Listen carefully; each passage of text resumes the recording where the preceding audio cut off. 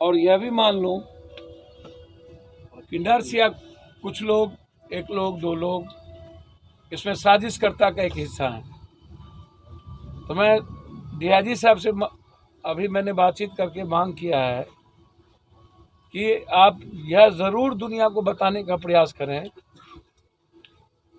कि इस हत्या के पीछे कौन कौन ताकत है, कौन कौन लोग हैं, ताकि समाज निडर होकर के जी सके। और जो लोग इस लोकतंत्र की गले को खत्म करने में, दबाने में लगे हैं, जो कंप्लीट रूप से समाज को विखंडित करने में लगा हुआ है और जिसे लगता है कि मैं सबसे बड़ा ताकतवर आदमी हूँ, मैं जो चाहूँ वही करूँ, समाज कुछ नहीं है, तो ऐसे लोगों की गिरफ्तारी आवश्यक है।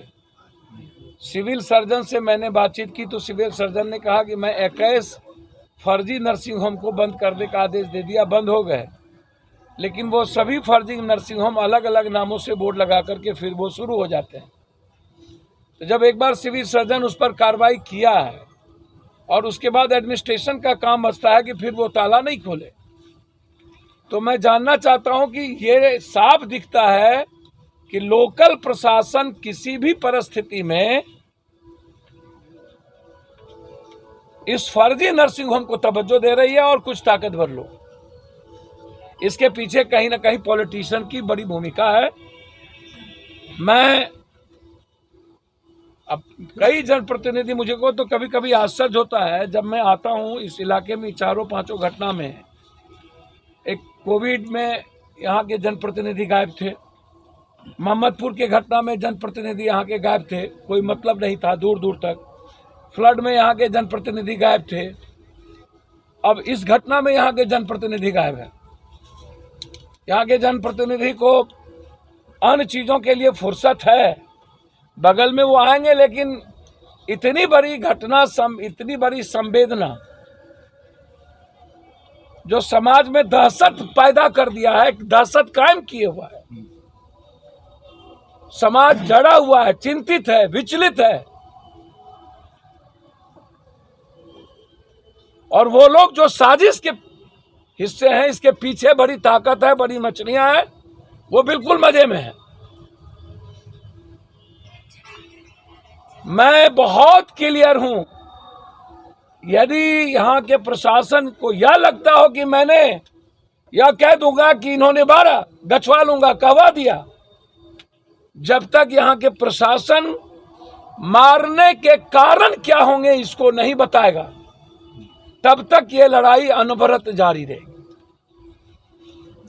पंचायती राज चुनाव के बाद जरूरत पड़ेगी तो हम अनिश्चितकालीन धरना पर बैठेंगे, लेकिन जब तक इन माफियाओं को हम जेल के हवाले नहीं होगी, जब तक एसपीडी ट्रायल का निर्णय नहीं होगा, तब तक ये हम बैठने वाले नहीं हैं।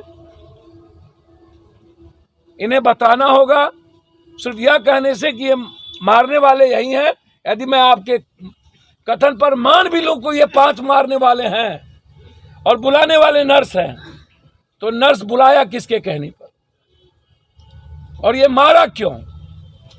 मारा तो इसके पीछे क्या कोई दुश्मनी थी? नहीं थी तो कौन है इसके पीछे? हमें बड़ी मछली को पकड़ना है ताकि समाज की गंदगी को सफाया कर जा सके। इसलिए डीआईजी साहब ने हमसे कहा कि मैं इसको रेयर एंड रेयरेस्ट केस मानता हूं। मैंने सिविल सर्जन से बहुत क्लियर कहा कि आपको मेडिकल काउंसिल ऑफ इंडिया के रूल को फॉलो करना ही होगा। आपको राइट है, जो पर्यावरण से, जो इन सारी चीजों से जो नर्सिंग होम को नहीं खोलता है, उसको आप तुरंत बंद करें। उनका कहना था कि हम बंद कर दिए, सील कर दिए, तो उसके बाद एडमिनिस्ट्रेशन की जिम्मेदारी होती है कि वो ना खोले। सर मैं क्या करूंगा, मैं लाचार हो जाता हूं, क्योंकि एडमिनिस्ट्रेशन को देखना। हम फर्जी नर्सिंग होम के खिलाफ हैं, और फर्जी नर्सिंग होम जहां भी होगा, जितने बड़े ताकतवर लोग उसको सपोर्ट करेंगे। वह सीधा मेरा दुश्मन होगा,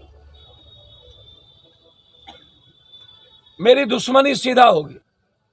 जैसे शराब के सवाल पर शराब माफियाओं से सीधा मेरा युद्ध है।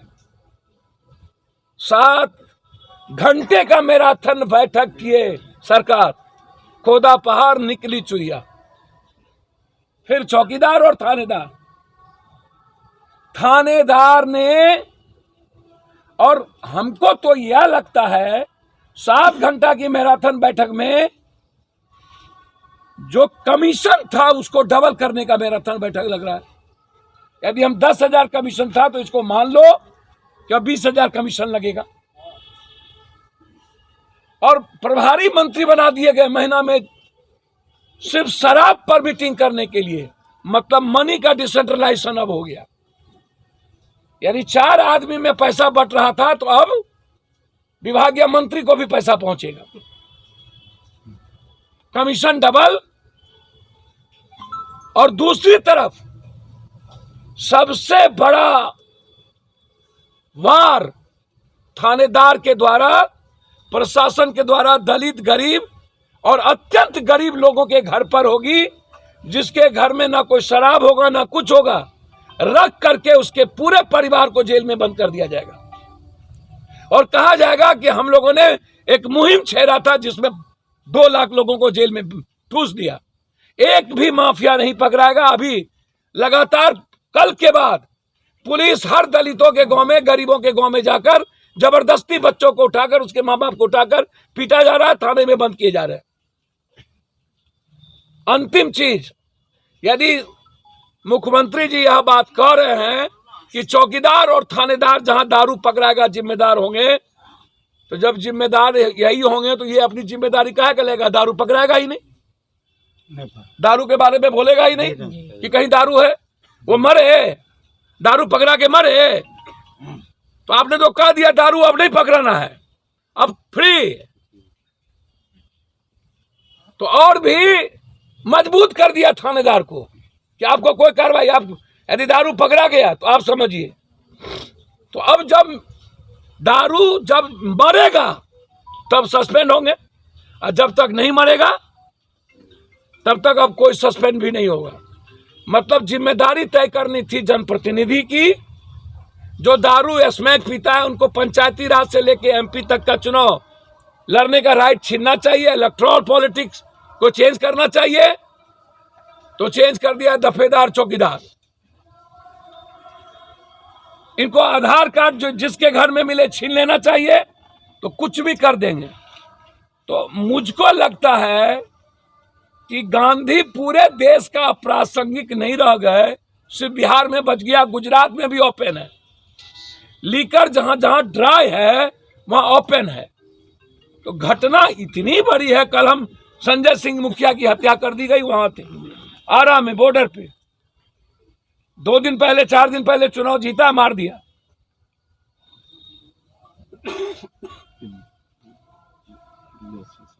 तो जो घटना है, लगातार मैं कह रहा हूं,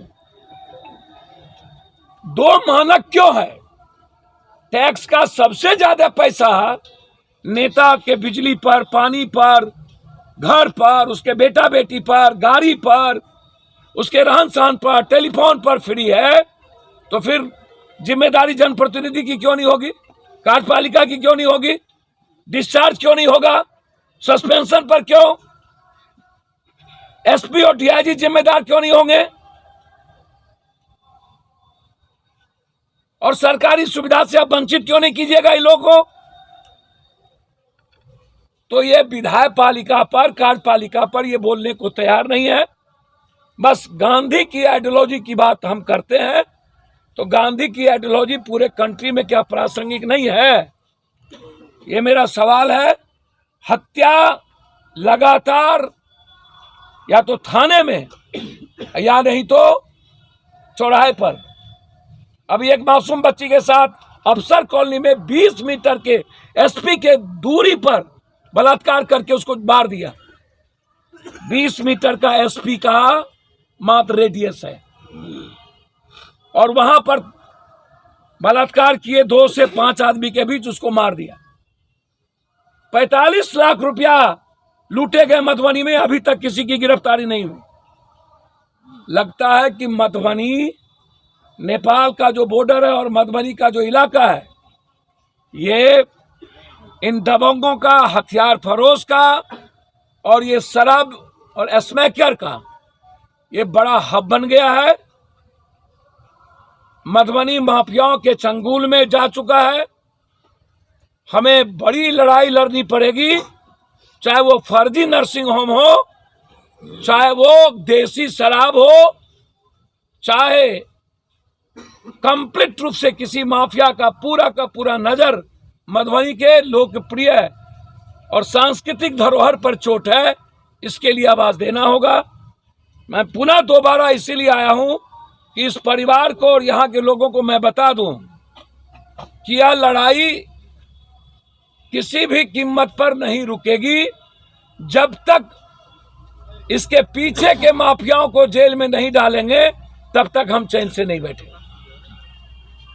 इसीलिए आज 50,000 रुपया उस दिन हम लोगों ने, हमारे अध्यक्ष ब्रजकिशोर जी, संजय ठाकुर जी, मुखिया जी, इन लोगों की बहुत थी कि इस परिवार को, चूंकि उसके पिता से मेरा मुरलीगंज बनमनकी में कार्यरत थे, तब से बेचारे ये हमको एक देखते रहते थे। हम लोग जब जाते थे तो प्रणाम पाती, एक परिवार सा माहौल हुआ।